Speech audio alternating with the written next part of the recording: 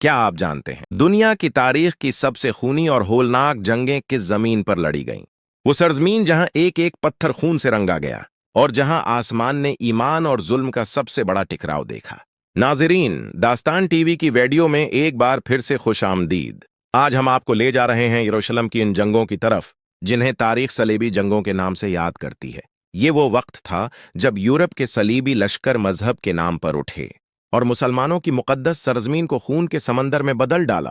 یروشلم کی گلیوں میں لاشوں کے ڈھیر لگ گئے، مظلوموں کی چیخیں آسمان کو ہلا رہی تھیں، لیکن یہ داستان ظلم پر ختم نہیں ہوئی۔ صلاح الدین ایوبی جیسے شیر دل مجاہد نے کمر کس لی۔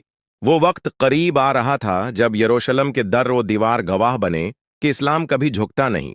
یہ داستان ہے طاقت ایمان اور قربانی کی، صلیبیوں اور مسلمانوں کے درمیان خونی ٹکراؤ کی۔ داستان ٹی وی کو فالو کرنا نہ بھولیں، کیونکہ یہ صرف کہانی نہیں، یہ تاریخ کی گواہی ہے۔